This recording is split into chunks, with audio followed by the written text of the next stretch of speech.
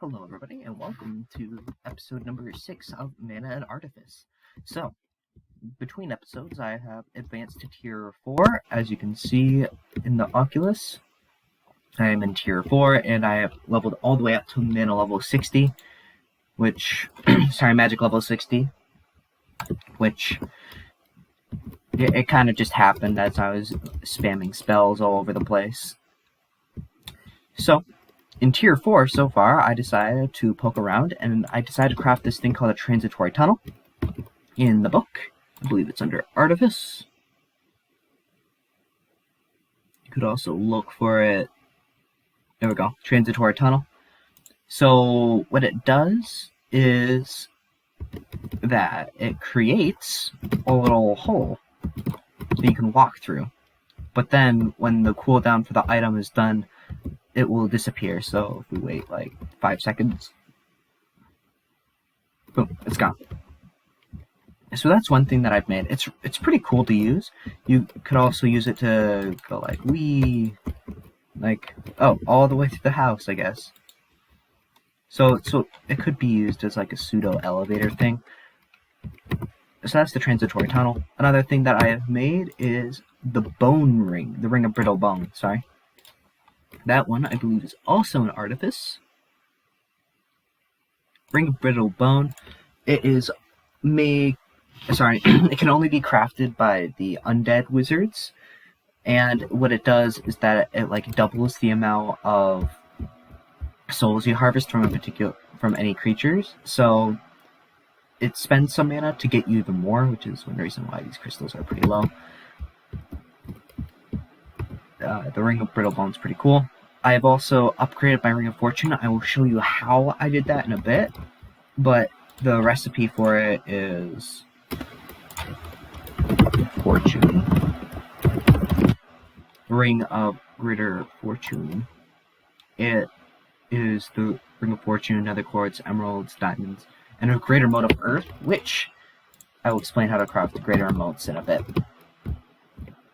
So that's what that is. I've created a complex spell, and I've upgraded a rune forge to a Brimstone forge. This is a Brimstone forge. What it is I'm gonna find something to smelt. I'll use netherrack. So I'm gonna put one netherrack into this one and one netherrack into this one, and we'll just see how long it takes for them to smelt. Oh, yep, this one's already done. So the difference between the two is that this one is significantly faster. So my little golem running around thing has been made much more efficient, and he's now just running around, sitting here for like 5 seconds and smelting it. Now this one's done.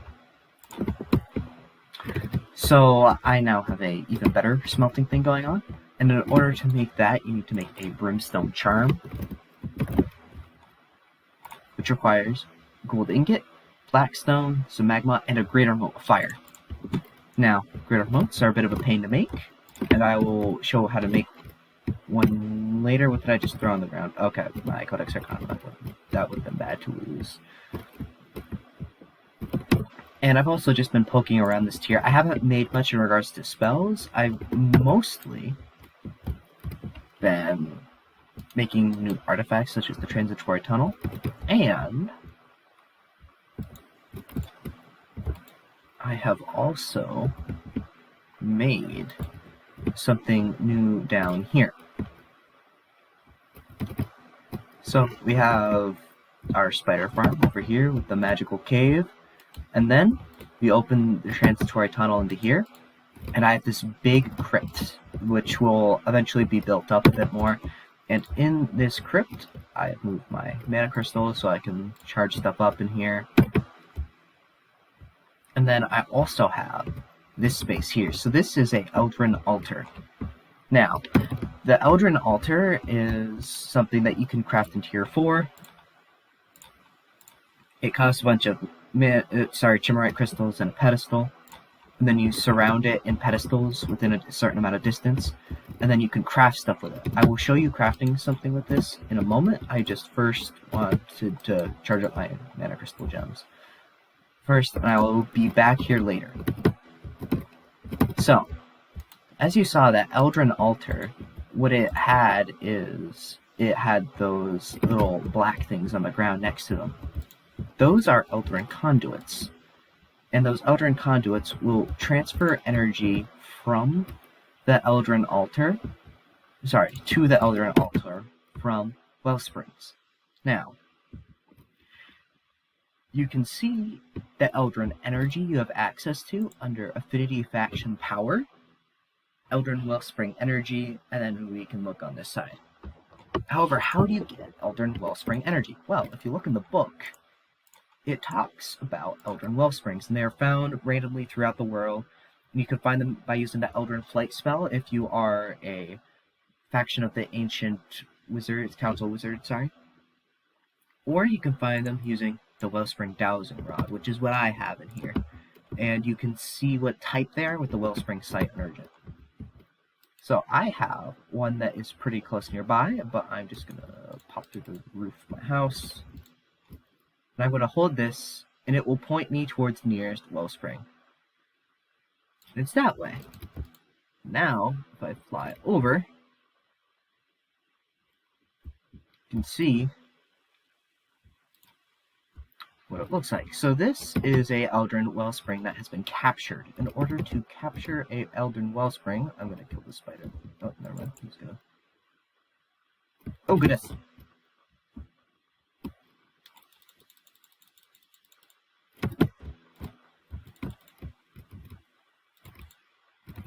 Okay, then. Well, that happened. Oh, he dropped bone ash. Maybe I should kill those guys more often. So, this is a Eldrin Wellspring. Oh, this doesn't need to be here. This is a Eldrin Conduit. And in order for these Eldrin Wellspring, this little structure around it is, I believe, they are called like an Eldrin Wellspring capturing area. Wellspring Prism, that's what they're called. So you take the blocks listed here, including this refraction lens, which each different one requires a different thing, and you build it around the wellspring, which is right here. And you put the lens on top of it, matching the type. So this is an air wellspring, and you need an air lens to do it. And then what it will do is that it will... Oops. If you pay attention, you can see those little lines going into like this portal area. Now that portal area so that's siphoning it out the energy. Then you can use these Eldrin conduits to bring that energy back to your Eldrin altars. Now, I thought that you needed to put the Eldrin conduits next to the wellsprings as well as the prism, but you do not. So that means that you only need to make one of each Eldrin conduit. So the way that these wellsprings work is that when you drink this wellspring eyesight unurgent, which is crafted under Eldrin Wellspring Unurgent, Eldrin Sight Unurgent is craftable by the wizards. It's a little bit more expensive, well, except for the Arcanist ink, that stuff's more expensive, but it will also give you a effect where you can see the mobs around you. But the way that this thing works is that you drink it, and then you can see a wellspring. Because this one has been captured, it is visible, but if I fly off into the distance, there are other wellsprings that are a decent distance off. I don't quite know where they are, but it'll give you this wellspring sight effect, which will allow you to see where Eldrin wellsprings are. And once more, you can see how much wellspring energy you have available in the Oculus. So now that I have captured the Eldrin wellsprings, and I'm siphoning the energy to an Eldrin altar using an Eldrin conduit, lots of Eldrin in this game. Now, how do you use it? What do you use it for? Well, one thing that you can use it for is greater moats. If you go under greater moat section, it'll say that it needs 20 Eldrin wellspring energy, and then you can take a book, mode of magic, a book, and then you do stuff. I will show that in a moment, and then you can get a greater moat. So I have it set up to create a greater moat of fire. I have a fire moat. Oh, whoops. I accidentally activated it. You right click it to activate it. Blaze powder and blaze powder. It does not matter where they are, and when you activate it, it will siphon in all of the Eldrin energy.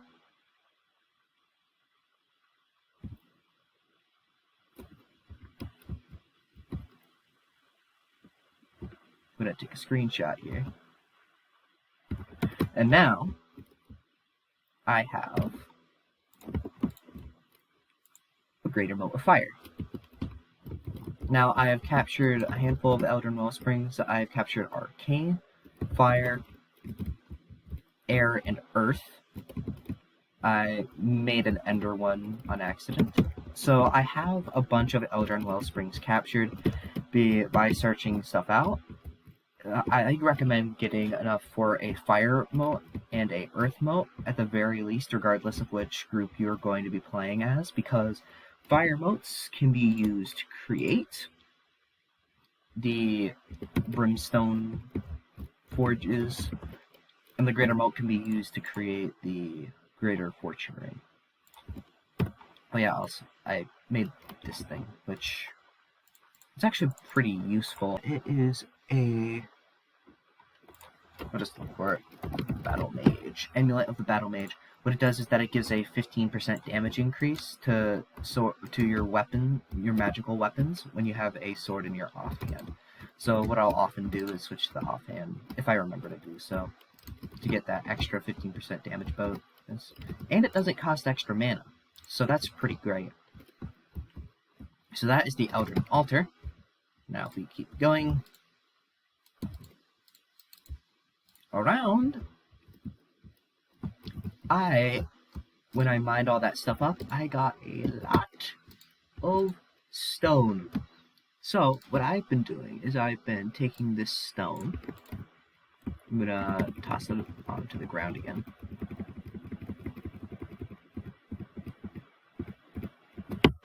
Pick it all up. Okay, that's enough for the moment. And I have been using this stone. I'll kill this. Yeah, that was like 300 mana versus 150 from before. Either way, I am going to go over to my villager trading hall, which I've made a little bit bigger. And what I have added to it is a lot of stonemasons.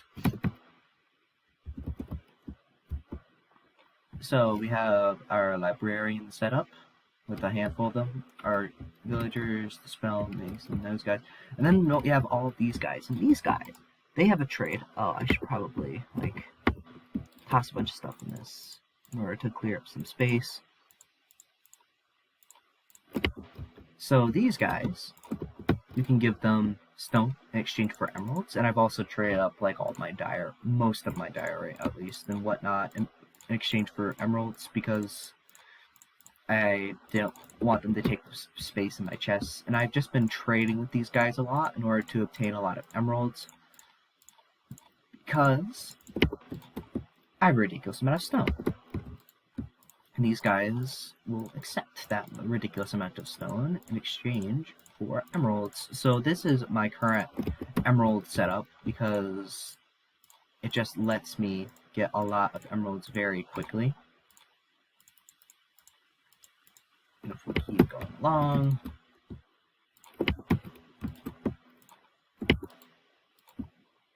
oh, this guy's a novice. I haven't leveled him up yet. Yeah, so that's how I've been getting, like, I just got a stack of emeralds. Is this guy even done? No, he could trade more, but it doesn't matter right now. So I've been trading a lot with those guys. And I have obtained a lot of emeralds.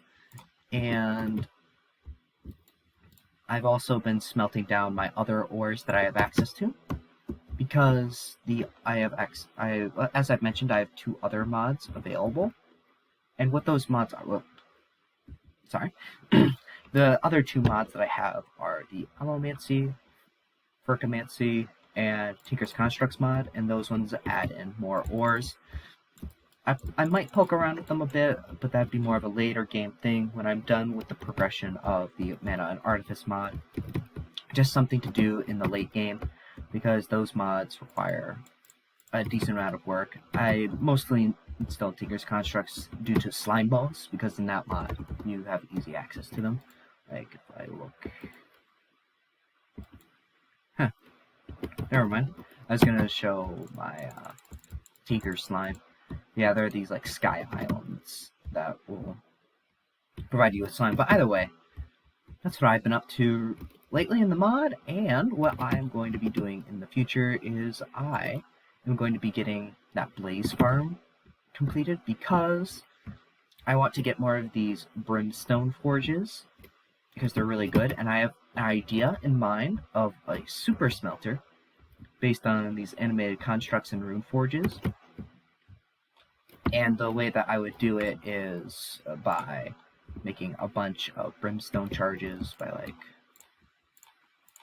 putting the moat and whatnot, because these things are expensive. They require, I believe, 9 blaze powder each. I can check, actually. The ritual that I'd be doing is Searing Infernal. Okay, it costs 8 each. 6 plus the 2. So it costs a lot of stuff, and I'm going to be wanting, I'd say, at least 5 more of these rune forges. I'm pretty sure that if I were to break it and put it down elsewhere, it would not keep its brimstone power. So I'm thinking in that new crypt area that I'm working on, I could have a small brimstone forge super smelter in the back, as well as using the constructs to build up a sorting system, just so I don't have to have massive chest monsters all over the place. So I'm thinking my design for this room will be a bunch of pillar things going down from the ceiling, and then I'll naturally like break all of these in favor of warding candles, because if it's an undead crypt, it should not be bright. Actually, the effect on the ceiling does look a bit cool. But I may leave a couple like random floating ones, but I am probably going to have a few like side areas for mana weaving and whatnot. But yeah, thank you guys for watching, and I will be back next week with another episode. Although at this point I am considering creating an episode talking specifically about various faction abilities. But if you guys want me to continue doing this for the moment, I will do so, and I'm definitely going to be continuing the series until I get all the way up to tier 5 and perform all of the parts of this mod. But that is all the time that I have for today, so I wish that you will have a good day, and if you have any questions, be sure to ask them in the comment section. I will try to answer them. And goodbye. Sorry that this episode was shorter than usual. I'm trying to get better about creating shorter videos, but at the same time, I feel like this one, personally, wasn't as high quality as the other ones that I've made. So next episode, I'm going to try to up the quality a little bit and record a bit more of what I'm doing while I'm doing it, instead of just showing what I've done between episodes. So I'm sorry about that. See you guys next week.